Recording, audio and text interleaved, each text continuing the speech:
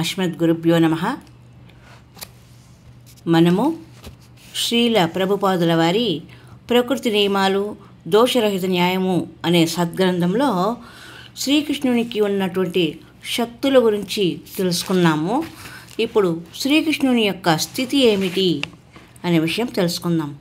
భగవంతుడు తన ధామంలో స్థితుడై ఉన్నప్పటికీ మనసు కన్నా ఎక్కువ వేగం కలవాడై పరిగెడుతున్న అందరినీ దాటగలుగుతాడు. మహాశక్తిమంతులైన దేవతలైనా అతని దరిచేరలేరు. ఒకే స్థానంలో ఉన్నప్పటికీ వాయువును వర్షాన్ని సమకూర్చే వారిని అతడు నియంత్రిస్తాడు. శ్రేష్టతలో అతడు అందరినీ అధిగమిస్తాడు అని ఈశోపనిషత్తులో పలికింది. బ్రహ్మ సంహిత కూడా ఇటువంటి విషయాన్ని చెబుతూ గోలోక ఏవ నివసత్య కిలాత్ గోలోక ఏవ నివసత్య అఖిలాత్మభూతః అని పలికింది. శ్రీకృష్ణుడు సర్వదా గోలోక బృందావనంలోనే ఉన్నప్పటికీ అదే సమయంలో సకల జీవుల హృదయాలలో కూడా ఉన్నాడు. శ్రీకృష్ణునికి గోలోకంలో చేయవలసిన పనులే లేవు. గోపికలు, గోపబాలురు, తన తల్లిదండ్రులు, తన గోవులు, దూడలు మొదలైన తన వారి సాంగత్యంలో అతడు ఆనందిస్తూ ఉంటాడు. అతడు పూర్ణ స్వతంత్రుడు. అతని అనుయాయులు అతని కంటే ఎక్కువ స్వేచ్ఛ కలిగిన వారు. ఎందుకంటే ఏదైనా ప్రమాదం ఎదురైనప్పుడు కనిపించినప్పుడు వారిని ఏ విధంగా రక్షించాలని కొంత ఆతృత శ్రీకృష్ణుని కలుగుతుంది. కానీ అతని అనుయాయులకు మాత్రం ఎటువంటి ఆతృత ఉండదు. ఓహ్, కృష్ణుడు ఇక్కడే ఉన్నాడు, అతడే మనల్ని కాపాడుతాడని వారు ఎంతో నమ్మకంతో అనుకుంటారు. బృందావనంలో 5,000 ఏళ్ల కిందట శ్రీకృష్ణుడు తన లీలను ప్రదర్శించినప్పుడు యమునా నది తీరంలో ఉన్న అడవిలో ఆడుకోవడానికి తన గోపబాల మిత్రులు ఆవులు దూడలతో ప్రతిరోజు వెళ్ళేవాడు. శ్రీకృష్ణుడిని అతని మిత్రులను చంపడానికి కంసుడు తరచుగా ఏదో ఒక అసురుడిని పంపేవాడు. అయినా కృష్ణుడిచ్చే రక్షణ మీద నమ్మకం కలిగి ఉన్న కారణంగా గోపబాలురు ఎటువంటి చింతన లేకుండా తమ ఆటలలో ఆనందించేవారు. ఆధ్యాత్మిక జీవితం అంటే అదే. కృష్ణ శరణాగతిలో అది ప్రారంభమవుతుంది. ఎటువంటి ప్రమాదకర పరిస్థితుల్లోనైనా శ్రీకృష్ణుడు మనం రక్షిస్తాడనే దృఢమైన విశ్వాసాన్ని కలిగి ఉండడమే శ్రీకృష్ణ శరణాగతికి అర్థం. భక్తియుత సేవకు అనుకూలమైన వాటిని మనం అంగీకరించడం ఆ శరణాగతిలో మొదటి అడుగు. తర్వాత భక్తికి ప్రతికూలమైన దేనినైనా మనం తప్పకుండా త్యజించాలి. ఏ స్థితిలోనైనా కృష్ణుడు మనం రక్షించి పోషిస్తాడనే నమ్మకమే తర్వాత స్థితి. నిజానికి అతడు ఇదివరకే ప్రతి ఒక్కరిని రక్షిస్తున్నాడు, పోషిస్తున్నాడు. ఇది యథార్థం. కానీ మాయలోనే మనము రక్షించుకుంటున్నామని లేదా మనల్ని మనం పోషించుకుంటామని మనము భ్రమిస్తాం. భక్తులకు సంబంధించినంత వరకు కృష్ణుడే స్వయంగా వారి రక్షణ, పోషణ బాధ్యతను స్వీకరిస్తాడు. సాధారణ జీవులకు మాయాదేవి అంటే శ్రీకృష్ణుని బాహ్యశక్తి ఆ బాధ్యతను స్వీకరిస్తుంది. బద్ధ జీవులను సృష్టించడానికి ఉన్నట్టి కృష్ణ ప్రతినిధి మాయాదేవి లేదా దుర్గాదేవి.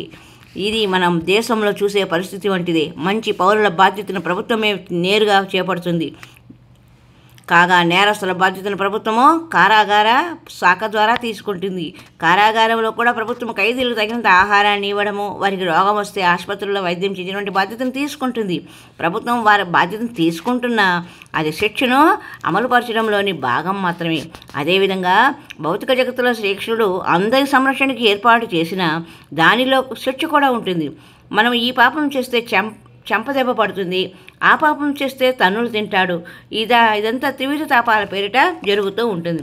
శరీరము, మనస్సు ద్వారా కలిగే తాపాలు, ఇతర జీవుల ద్వారా కలిగే తాపాలు, దేవతల నేతృత్వంలో ప్రకృతి వైపరీత్యాల ద్వారా కలిగే తాపాలు అనేవే త్రివిధ తాపాలు. అయితే దురదృష్టవశాత్తు మనం చేసే పాపాలకు శిక్షించబడుతున్నాము అని అర్థం చేసుకోవడానికి బదులుగా మాయా ప్రభావంతో మనము ఈ తన్నులు, చెంపదెబ్బలు తినడాలు కేవలము యాదృచ్ఛికాలని అనుకుంటాం. ఇది మాయ.